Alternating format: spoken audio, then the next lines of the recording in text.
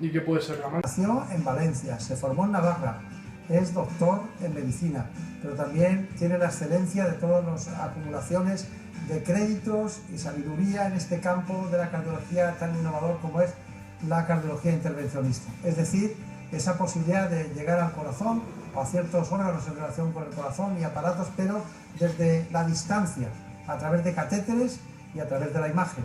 Así que damos un salto en la especialidad, pero no olvidamos la referencia de la cardiología. Hay diversos tipos de enfermedades cardiovasculares. Las más prevalentes son el infarto de miocardio y el ictus. Según la Organización Mundial de la Salud, estas enfermedades causan cada año unos 17 millones de muertes en todo el mundo. Solo en nuestro país se diagnostican anualmente unos 50.000 infartos. El perfil del paciente, hombre de poco más de 60 años, fumador o exfumador. Y es que el tabaco es uno de los principales factores de riesgo para nuestro corazón. También lo son otros como la hipertensión, la obesidad, el colesterol o el estrés. Y cuantos más de estos factores tenga una persona, mayores serán sus probabilidades de padecer una enfermedad cardíaca. Según los expertos, hasta un 90% de los infartos se podrían prevenir controlando estos factores. Y además alertan, para reducir el impacto de la enfermedad es fundamental reducir el tiempo que transcurre desde que el paciente nota los primeros síntomas hasta que recibe tratamiento. La noticia positiva es que la mortalidad por infarto de miocardio ha disminuido en España un 40% en los últimos 20 años. Bueno, pues vamos a hablar concretamente con el doctor José Calabuig Nogués y ya saben ustedes, es cardiólogo intervencionista. Damos un salto, abandonamos esos procesos comunes de la cardiología tradicional y más de atención primaria o de cardiólogos que están en servicios los que hacen lo tradicional. Así que les presento al doctor Calabuig. ¿Qué tal? ¿Cómo se encuentra? Muy bien. Bueno, realmente, ¿cuántos años de experiencia en la cardiología intervencionista? 32 en la cardiología y 5 menos, que fue la especialidad, pues prácticamente 27. Sí. Ustedes, igual que un cirujano vascular, al final las varices es lo más frecuente de su especialidad son la implantación de stents, por ejemplo, en este momento. En estos momentos sí, es el trabajo prácticamente cotidiano, la coronariografía y la implantación de stents, porque le hemos quitado sin querer mucho protagonismo a la cirugía cardíaca, la cirugía de bypass. Usted cuando ha tenido pacientes que le ha tenido que poner un stent, porque tenía una obstrucción en una arteria coronaria, pero luego ha tenido que poner otro, a lo mejor, a ese mismo paciente. Y a veces hay una reintervención. ¿En qué paciente lleva usted puestos más stents y qué número? Pues en una sola vez he puesto 5 y en el mismo paciente que ha vuelto otra vez por progresión de la enfermedad, es decir, que han aparecido nuevas lesiones en otros sitios, pues estamos entre 10 y 11, no más. ¿Quién decide que se pone un stent? ¿Usted o el cardiólogo? Los dos. Bien, y dígame una cuestión. La tecnología usada debe ser diferente. O sea, no todos tienen la misma camiseta, por un lenguaje similar al del fútbol. O sea, cada uno decide cuál es el que utiliza en cada caso. ¿Qué tipos de stents hay diferentes y para qué los usa usted? Pues habitualmente los stents los podemos dividir en dos clases, que son los stents convencionales, metálicos, por decirlo de alguna manera, y los stents que en este momento están recubiertos de fármaco, que lo que hacen son los mejores del mercado porque evitan de alguna manera el talón de Aquiles, que es la restenosis de esa lesión. Y han aparecido en el mercado recientemente los stents preabsorbibles, que tienen un futuro, yo creo, muy esperanzador, porque desaparece la implantación del metal. Todavía hay indicaciones muy selectivas. Pero da como miedo pensar que se reabsorba, ¿no? Exactamente.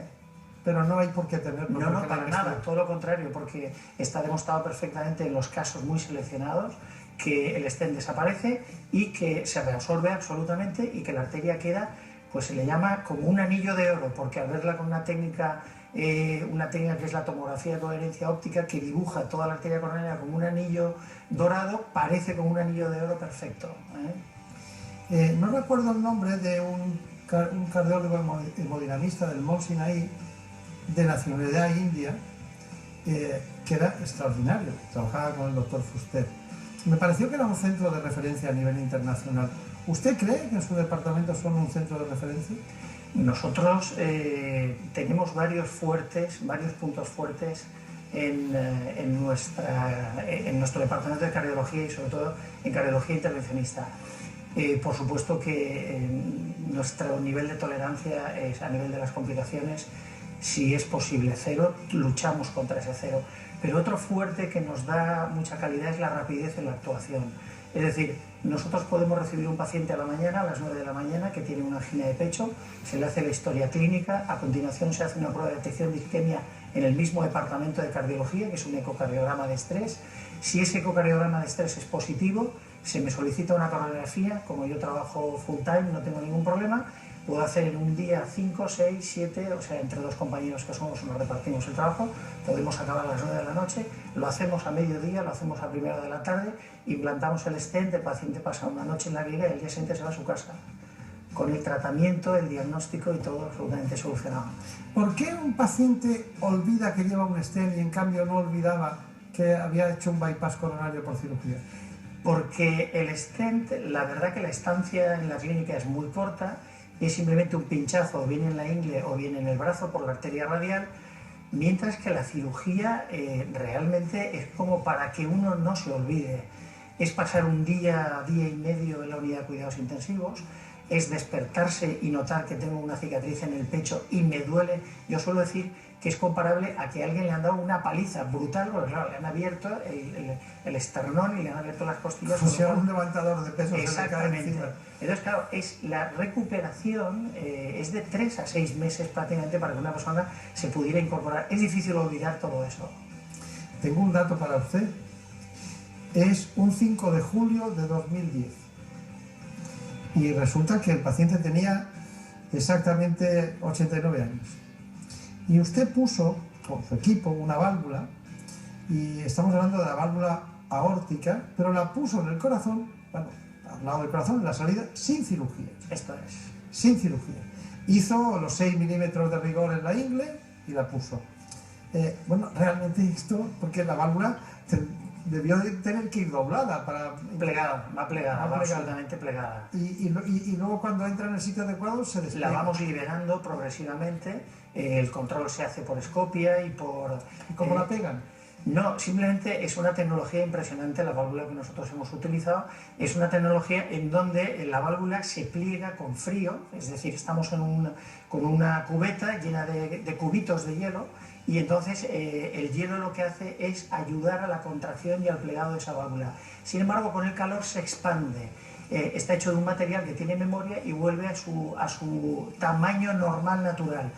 Tenemos varias medidas y elegimos la medida correcta. Cuando la vamos abriendo y en contacto con la sangre a 37 grados centígrados, pues lógicamente se va expandiendo y entonces comprime contra el anillo de la válvula y entonces tenemos una válvula nueva que hemos colocado por vía percutánea, que es ya yo diría, uno de los últimos gritos.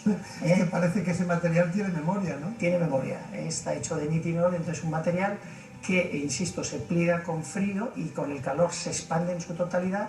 Lo que hay que elegir es el diámetro correcto al anillo que tiene el paciente, que es lo más, casi es una labor de mayor precisión, y se fija absolutamente. Puede haber problemas. Pero... Estas válvulas realmente se alteran o se estropean, por decirlo de alguna manera más divulgativa, por problemas reumatológicos, ¿no? En general. Bien, la experiencia que hay es corta todavía y esa quizás es la preocupación.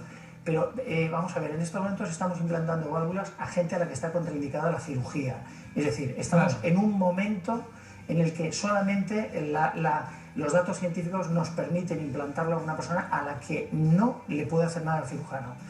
Entonces, claro, estos pacientes en estos momentos quizás afectarse de un problema reumático ya va a ser difícil, quizás alguna infección podría afectar una endocarditis a esta válvula, pero no es lo normal. Está claro. Bueno, pero esto va a progresar mucho. Esto sabemos que a un plazo no muy largo va a acabar implantándose esta válvula a pacientes que hoy se le está indicando la cirugía y que vamos a implantar la válvula con absoluta normalidad y tranquilidad. Muy bien, pues aquí le tiene el doctor José Calabuix Nogués, no olviden este nombre, Clínica Universidad de Navarra, cardiólogo, especializado en cardiología intervencionista, al que le invito a ver una información en relación con la actualidad, pero también en relación con patologías cardiovasculares. Un código, sin suma. Código ictus. Todo comienza con una llamada al equipo de neurólogos que está de guardia. ¿Cuánto tiempo van a tardar en traerlo? ¿Y está estable hemodinámicamente? Estaremos esperando en la sala de urgencias. A partir de ahí todo son carreras, porque el tratamiento y las secuelas de un ictus están determinadas por la rapidez en la actuación. Para que el paciente, la lesión cerebral motivada por el ictus o no ocurra o sea la menor posible. En España está establecido en todas las comunidades autónomas el código ictus, todo un protocolo que se sigue y que se pone en marcha desde que se produce un ictus. Lo pasamos a la sala de emergencia. José Luis, hola. Intentan que la atención a los pacientes sea la más rápida posible. ¿Qué tal está? Bien. ¿Sabes lo que le ha pasado? Mantenga aquí los brazos, ¿vale? Tranquilo, que le vamos a hacer un escáner ahora, una radiografía de la cabeza. Hoy lo que se ha presentado es el proyecto QUIC, un programa que va a evaluar el código ictus para ver si se está haciendo bien. El examen europeo que vamos a pasar con idea de determinar que en España las cosas se están haciendo bien. Si estamos de acuerdo a la normativa europea, pues nos van a felicitar. Y si se detecta un posible retraso en la atención al paciente, servirá para corregirlo. En el programa participan 8 hospitales públicos de toda España. El proyecto lo coordina el Ramón y Cajal. Cada centro reclutará a 25 pacientes durante 2 meses que han sufrido un ictus. Es una enfermedad que afecta a 130.000 españoles cada año. No se ve nada en el TAC basal y tiene un área de penumbra mayor del 50%. El tiempo de atención al paciente es vida.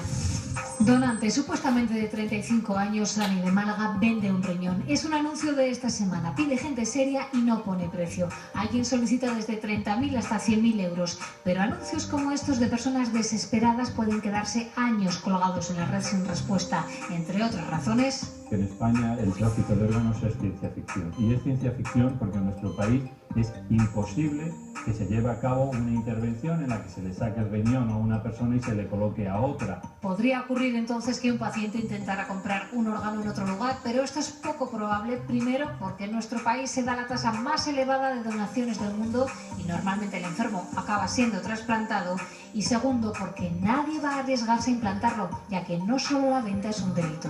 Simplemente el ayudar o el difundir, el favorecer la compraventa de órganos en nuestro país está penado con penas de hasta 12 años de prisión. Tanto los agentes como los responsables de la Organización Nacional de Trasplantes coinciden en las ofertas de órganos en Internet en las que además hay que adelantar ingentes cantidades de dinero son estafas. ¿Cómo podemos controlar los factores de riesgo cardiovascular? ¿Qué es un cateterismo y para qué sirve? Un especialista nos aclarará todas estas dudas y nos pondrá al día de los últimos avances en cardiología. Todo en unos instantes aquí. ¿En qué me pasa, doctor? Bueno, pues el especialista invitado, el doctor Calabuch Nogués, está con nosotros. Vamos a entrar en un territorio que a mí me apasiona, el de la hipertensión. 12 millones de españoles pueden estar afectados de la hipertensión arterial, pero hay algunos que son refractarios al tratamiento. Vamos a traducir. ¿Un paciente refractario al tratamiento qué es?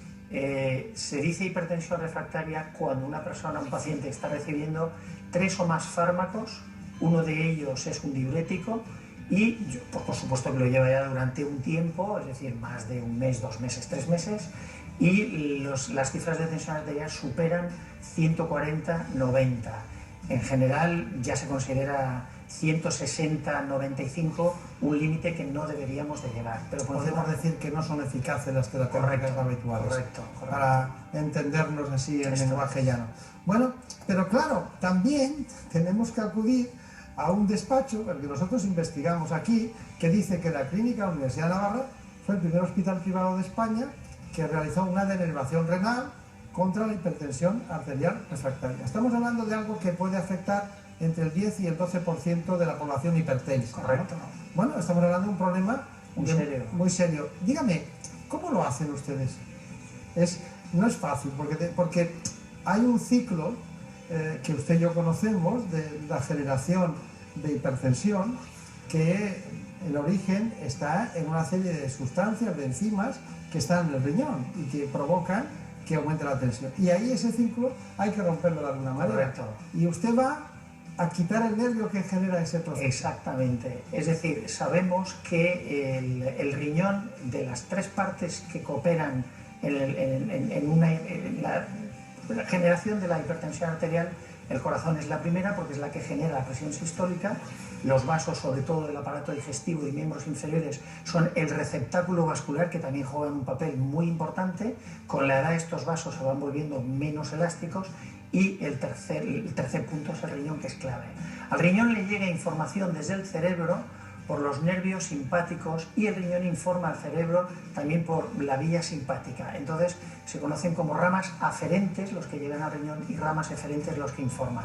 Entonces se sabe que en algunos pacientes hay una, por decirlo de alguna manera, una hiperactividad de este sistema nervioso simpático, y esto es lo que hace que de alguna manera se incremente la vasoconstricción, se retengan más líquidos, el riñón no elimina tanto líquido y se mantiene una hipertensión arterial. Nosotros lo que hacemos es, utilizando una energía, la radiofrecuencia, que es, por decirlo de alguna manera, calor, ponemos un catéter dentro de la arteria renal, tenemos que tratar las dos arterias renales, en principio si es posible, y lo que hacemos es ablacionar, quemar esos nervios, y de esta manera interrumpimos ese circuito aferente y eferente. ¿A quién se le ocurrió esto? Bueno, pues esto no, ni más ni menos, la historia parte de principios del siglo pasado. Un cirujano, no es esta idea de la ablación, pero sí que hizo una primera simpatectomía quirúrgica. Claro. Lo que pasa que las complicaciones fueron muy importantes, entonces aquello se abandonó. Eso se hacía en La pacientes que morbimortalidad. tenían problemas vasculares de miembros inferiores. Correcto, y eso se ha abandonado. Entonces, las complicaciones, morbimortalidad, sobre todo morbilidad que tenían estos pacientes, se abandonó. Pero ahora, los electrofisiólogos están utilizando la energía por radiofrecuencia para las ablaciones. Y evidentemente, pues alguien pensó que utilizar esta energía por ablación para quemar estos nervios podía ser un dato interesante. Se hicieron datos experimentales en animales y funcionó. Es fantástico, ¿no?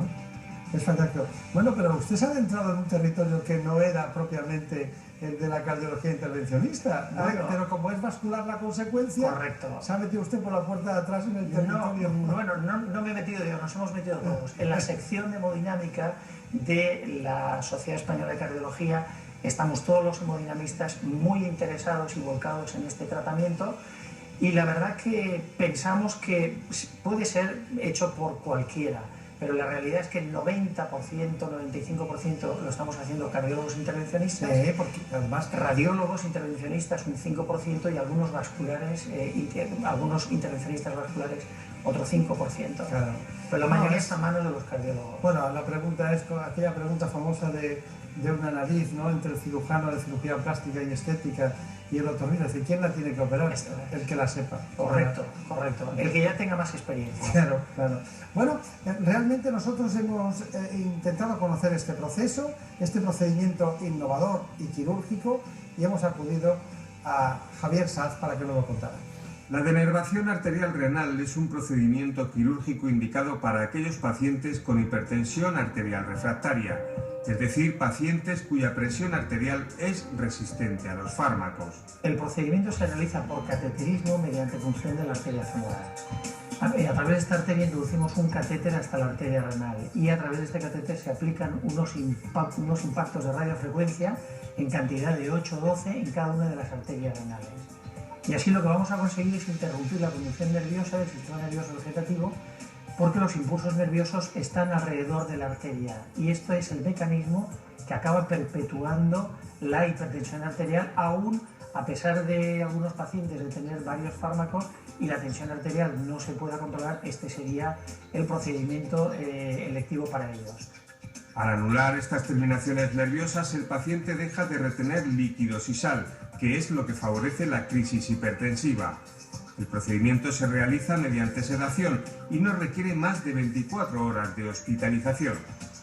A los 2 meses del procedimiento, la paciente no ha vuelto a presentar crisis hipertensivas y continuamos haciéndole revisiones rutinarias con el fin de poder reducir aún más la medicación antihipertensiva que lleva.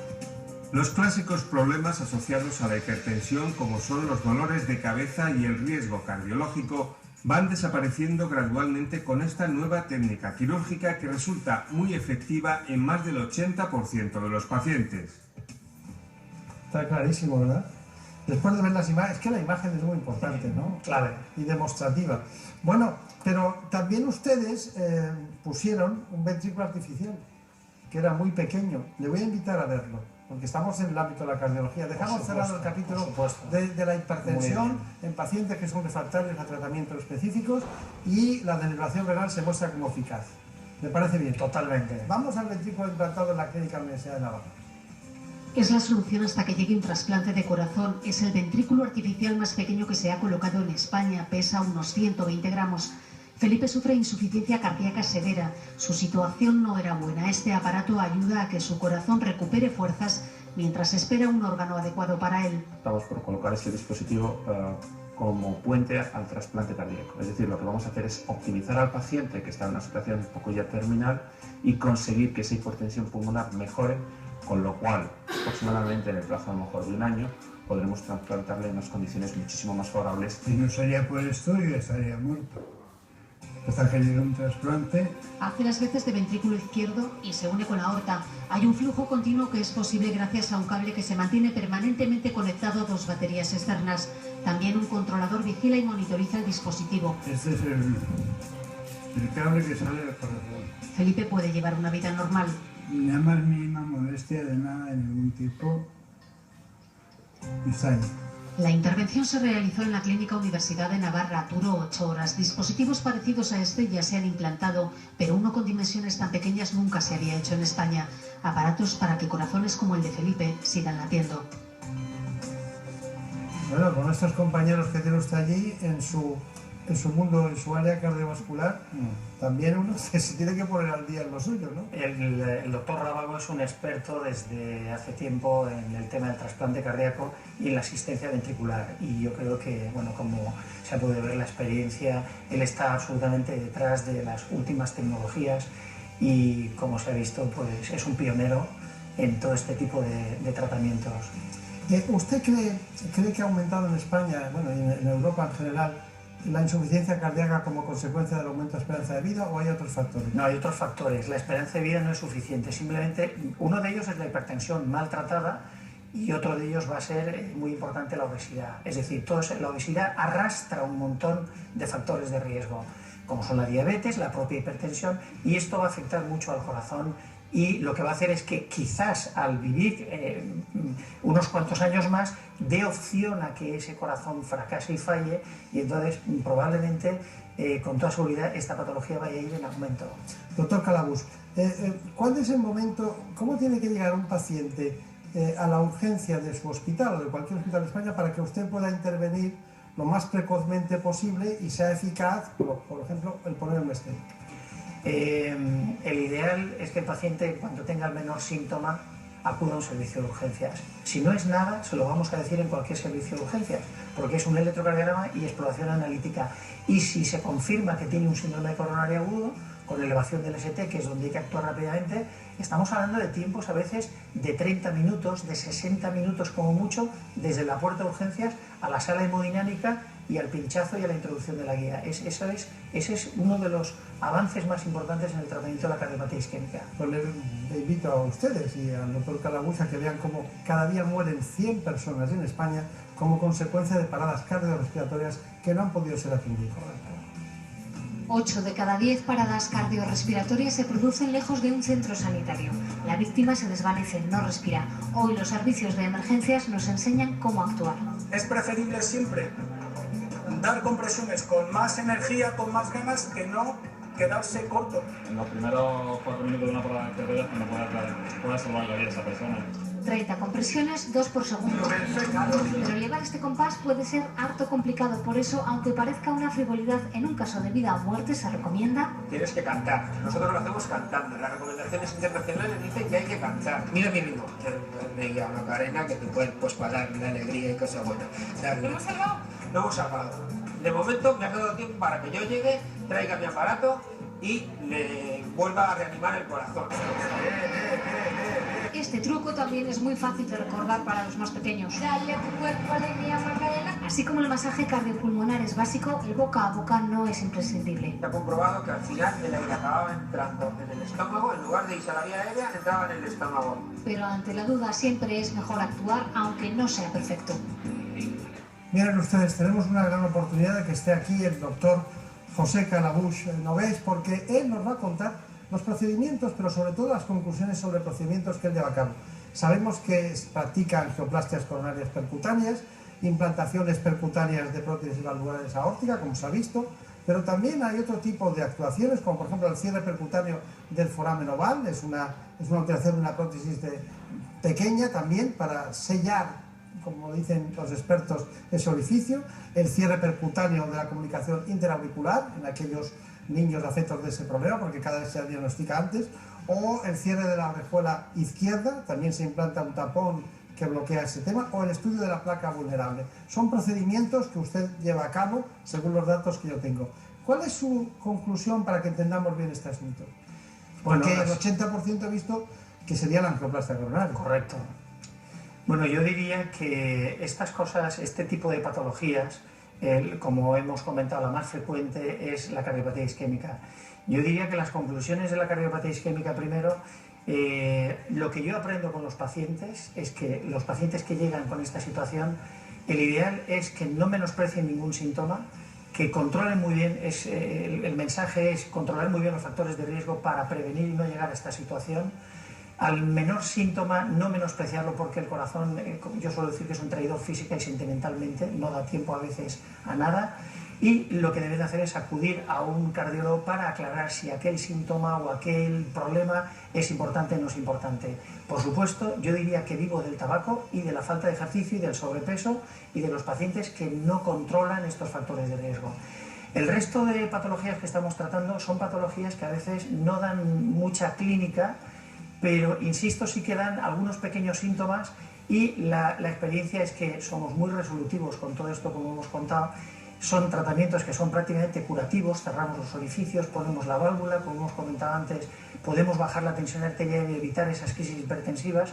Yo diría que el corazón es un órgano vital, muy importante. Hay que prestarle atención, no menospreciar la prevención y prestarle atención a cualquier síntoma, palpitación, dolor. A veces un dolor puede que no sea nada, pero puede ser el primer detalle de algo. Y intentar llevar una vida muy saludable, que no es tan difícil. En la clínica, por supuesto, el fuerte que tenemos, lo comentaba antes, tenemos un equipo que está volcado, full time, no tenemos horas, estamos prácticamente de guardia 24 horas al día, cada semana, entre todos los del equipo, y podemos atender todo tipo de pacientes con una rapidez y con una calidad de atención, pues usted sabe. Alta, sí. Alta. Veo que tienen ustedes, es una suerte y también una responsabilidad. El 75% de los pacientes afectos de enfermedad coronaria son candidatos a una intervención percutánea. El 75%, con lo cual es alta la posibilidad de intervención en los procesos por parte de equipos como... Yo diría que lo hemos elevado y en este momento estamos cerca de casi el 90 y algo %. Quiere decir que nos metemos con más cosas y procuramos hacerlo en la misma sesión, todo el tratamiento si es posible, para no sobrecargar al paciente con 2 o 3 intervenciones, como a veces puede ocurrir. Pues desde 2001, o sea, lleva usted 12 años de jefe del Departamento de Cardiología Intervencionista de la Clínica de la Universidad de Navarra. Me alegro mucho de conocerle, no nos habíamos visto, a pesar de que hemos estado en congresos de cardiología juntos, pero no nos habíamos visto. Enhorabuena, muchas gracias y hasta pronto. A ustedes. Y a ustedes indicarles que, bueno, la verdad es que cuando se habla del corazón todo el mundo presta mucha atención, pero realmente cuando estamos en técnicas tan vanguardistas, prácticamente al límite de lo que es la excelencia y lo sobrenatural, siempre nos encanta que ustedes sean los primeros en conocer estos avances. Muchas gracias y hasta pronto.